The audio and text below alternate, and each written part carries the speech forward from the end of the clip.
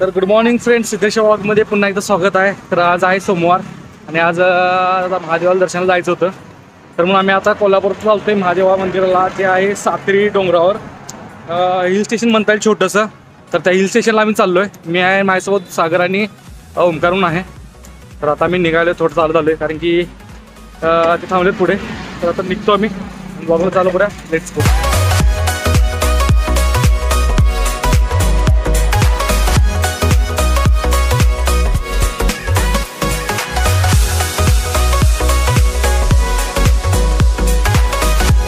फुलेवाडीजवळ आलो आणि ट्रॅफिक लागलं कारण की गगनबावडा कोल्हापूर रोडचं काम चालू असल्यामुळं थोडी वर्दळ भरपूर असते त्या रोडला.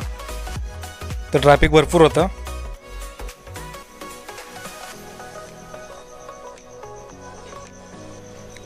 आता आपण आलो बालिंग्यात आणि बालिंग्यात आल्यानंतर ना डाव्या साईडला रोड जातो. तो जातो डायरेक्ट सातेरीला.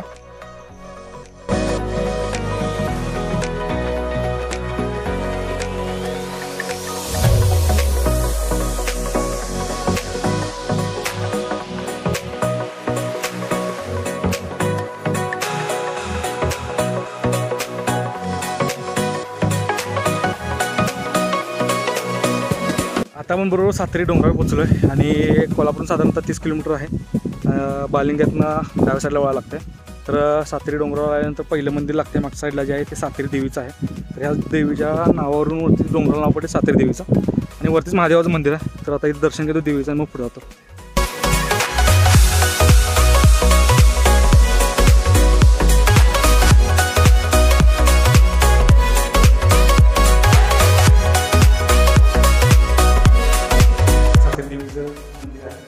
तुम्हाला चपला पण दिसले असेल. चपला यासाठी आला की कोणाच्या ज्या इच्छा असतात मागे द्यावं असतात तर ते पूर्ण झालं तिथे एक चप्पल ठेवली जाते.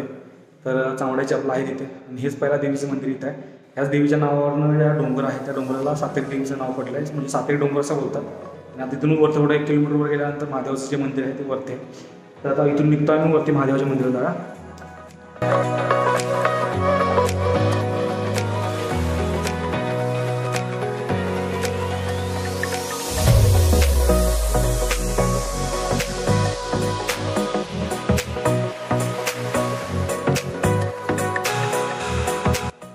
टेकडीवर आल्यावर पहिला दिसतो तो कातळात कोरलेला नंदी.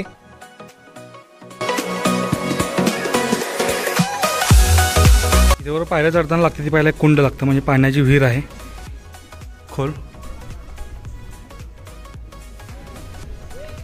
आणि इथून आता वरती जायला लागेल महादेवाला.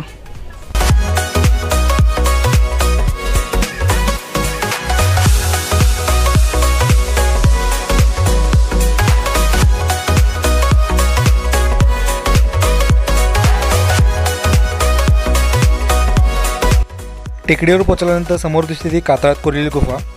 गुफेच्या आत गेल्यानंतर समोर दिसते ती शिवलिंग. शिवलिंग ही पूर्वाभिमुख आहे. गुफेतनं बाहेर पडल्यानंतर मागील बाजू एक छोटी गुफा दिसते. त्या गुफेत गेल्यानंतर डाव्या बाजूला दिसते ती गणपतीची मूर्ती. त्याच समोर आहे माता पार्वतीची मूर्ती जी कातळात कोरलेली आहे.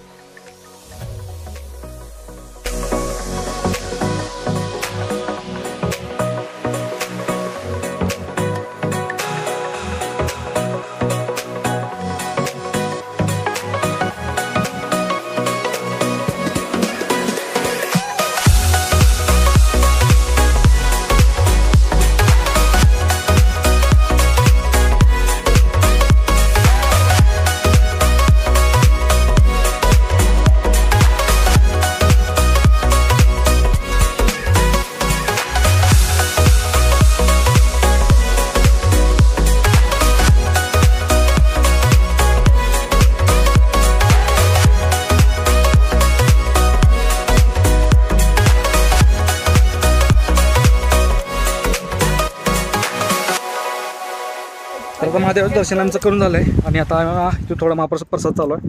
तर तो प्रसाद खाणार आणि आम्ही पुढून इथून निघणार आहे भैरेश्वरला. भैरेश्वरला विष्णुदेवाचं मंदिर आहे. तर जाता जाता ते लागतं, जवळ आहे इथून साधारणतः 3-4 किलोमीटर आणि ते साधारण 5 किलोमीटरच्या आसपास आहे. तर इथून तिथे जाणार भैरेश्वरला विष्णुदेवाचं दर्शन घेणार आणि तिथून मग आम्ही घरी जाणार. चला जाऊया.